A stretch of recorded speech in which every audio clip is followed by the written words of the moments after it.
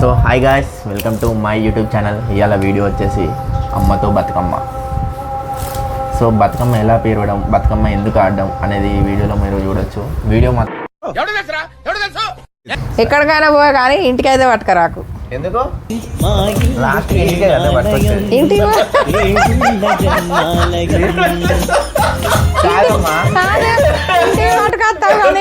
ప్రతి సంవత్సరం ఎందుకు కన్ఫ్యూజ్ అవుతారు? ఇవాళ రేపు ఇవాళ రేపు ప్రతి సంవత్సరం ఏం కన్ఫ్యూజ్ కాలేదు, ఈ సంవత్సరం అవుతుండ్రు. ఆ మధ్యలో ఒకసారి అయినరు. అప్పుడు కూడా ఒకసారి లాస్ట్ టైం వచ్చినప్పుడు అవి కన్ఫ్యూజ్ అయి ఉండేది, నాకు గుర్తుంది. కన్ఫ్యూజ్ అక్కడ కావాల్సింది ఏం లేదు. ఏది ఏమైనా 9వ రోజు బతుకమ్మ ఆడడం అనేది మన సాంప్రదాయం. నేను అడిగేది ఏంటంటే బతుకమ్మ ఎందుకు ఆడతాం? ఇప్పుడు వేరే స్టేట్లలో అయితే బతుకమ్మ ఆడరు, దాండియా అవి వాడతారు. బతుకమ్మ పూలు పేర్చుకొని మన తెలంగాణలో ఎక్కువ వాడతారు. ఎందుకు అంటున్నా? తెలంగాణ సాంప్రదాయం, అది తెలంగాణ సాంప్రదాయం. బతుకమ్మ ఆడడం ఎందుకు అంటే ప్రకృతిని భగవంతుడితో పోల్చడం. మనం అది ఒక మన తెలంగాణకు మాత్రమే అది సాంప్రదాయంగా వస్తుంది. అందరూ మొక్కుతారు. కాకపోతే మన అనాది కాలం నుంచి మన పెద్దవాళ్ళు కూడా పువ్వులలో, ప్రతి పువ్వులో, ప్రతి ఆకులో, ప్రతి చెట్టులో అమ్మవారిని ఆరాధించడం. ఓన్లీ తంగేడు పూలతో ఎందుకు పెంచుతారు తెలుసా నీకు?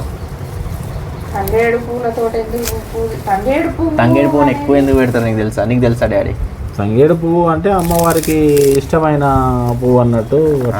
తంగేడు పువ్వు అనేది అది ఒక మంచి మెడిసిన్కి వాడతారు అన్నమాట. సైంటిఫిక్ రీజన్ అది. చాలా ఉపయోగాలు ఉన్నాయి. మెడిసిన్ తయారీకి తంగేడు పువ్వు వాడతారు. సో దాని చుట్టూరంగా ఆడితే ఆ గాలికి, ఆ నేచర్కి మనకి మంచి వైబ్స్ వస్తాయి అని చెప్పేసి ఆడతారు. సైంటిఫిక్ రీజన్ కూడా ఉంది ఇట్లా.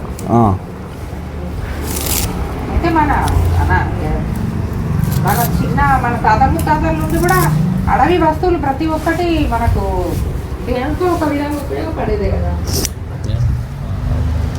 అవుతుంది 10,000 అయినా బతుకమ్మ పేర్చుడు అనేది ఆగదు. కానీ నాకు ఇదే నచ్చట్లేదు. ఒకప్పుడు మంచిగా మీరు చెప్పినట్టు అందరు కలిసి పాట పాడుకొని చేసుకునేది పోయి డీజే పాటలు, ఇంకా అసలు బతుకమ్మ పాట అనేది ఉండదు మొత్తం. ఆ నిమ్మ తోట వనం అంటారు, కూడా అది అంటాడు, బొంబాయి పోతాం అని ఇంకోటి అంటారు. ఏందో ఈ పాటలు నాకు అయితే అర్థం కాదు. నిమ్మ తోట వనం లేదు, అప్పుడు ఏ తోట వనం లేదు. ఓన్లీ మన అమ్మమ్మలు, తాతమ్మలు వాళ్ళ గొంతు సొంత స్వరంతో పాట పాడేటోళ్ళు. అది వాళ్ళ తాతలు, ముత్తాతలు, వాళ్ళ అమ్మమ్మల నుండి వాళ్ళు నేర్చుకొని మళ్ళీ మనకిచ్చిండ్రు.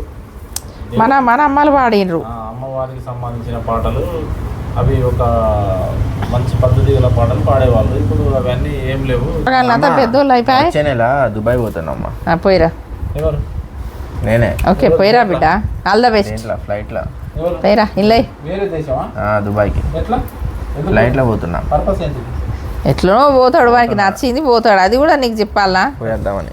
వీసా ఉండాలి దానికి. వీసా తీసుకుంటాడా? పాస్పోర్ట్ ఉన్నాక వీసా రావడం పెద్ద లెక్కన కానీ అన్నీ వస్తాయి. ఎత్తావా? ఒక వారం రోజులు దుబాయ్ పోతున్నా. పోయిరా. నేను ఇంకో ఫ్రెండ్, ఉండొచ్చు అంటే విజిటింగ్ వీసా మీద. నేను మా గర్ల్ ఫ్రెండ్ కలిసిపోతున్నాం. పోయిరా.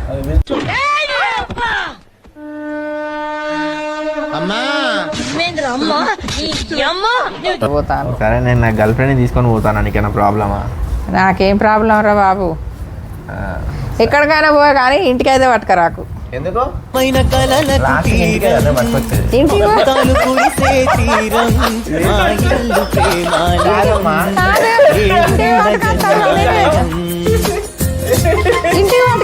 దాన్ని సాకిరే పడి చేయాలరా బాబు. మేము చేయాలా? అసలే పొలిటీషియన్స్. మరి పొలిటీషియన్ అయితే ఇంకా అసలే వద్దు.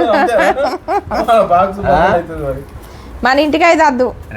రెడ్డిస్ అయినా రావుస్ అయినా ఇంటికి అయితే వద్దు. ఇంటికి తీసుకురాక. వాళ్ళకి అండి పెట్టే ఓపిక లేదు నాకు. తర్వాత సెటిల్మెంట్ చేయాల్సింది మీరే కదా. ఏం సెటిల్మెంట్ అదే వద్దు. అలా జోలికి పోక, అలా వార్తకు పోకు, దూరం ఉండు. అట్లా భయపడితే ఎట్లమ్మా? భయపడపోతే ఎట్లా అమ్మా మరి? అంటే ఇప్పుడు లవ్ మ్యారేజ్ చేసుకోవాలి అంటున్నాను. అద్దు, కట్నం పోతుంది.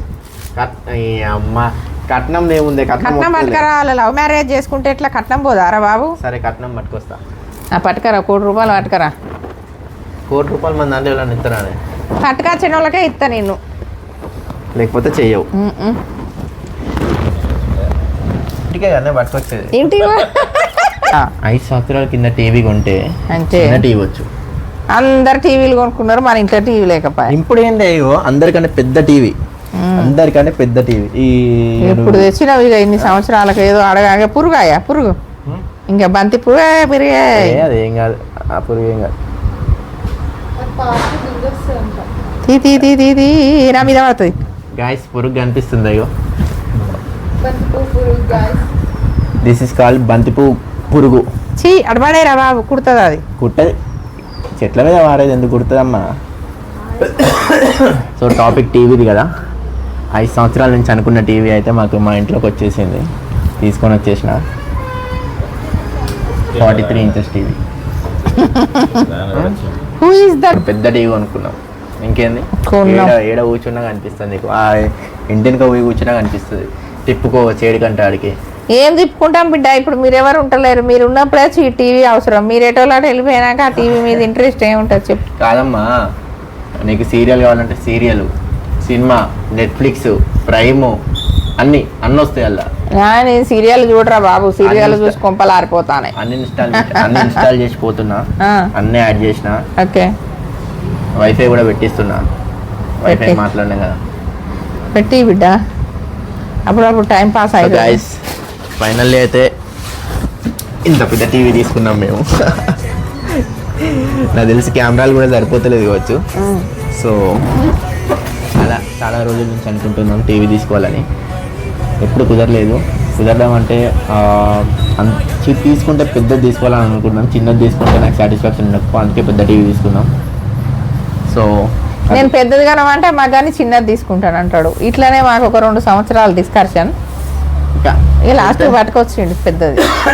ఇప్పుడు టైం వచ్చింది కాబట్టి వచ్చింది అంతేనా డాడీ? టీవీ టైం వచ్చింది. 10 సంవత్సరాలు అయితే అది కొంటామని అనుకోబట్టి అది పెండింగ్. ఏది కొందామన్నా డాడీకి మాత్రం చెప్పద్దు బిడ్డ.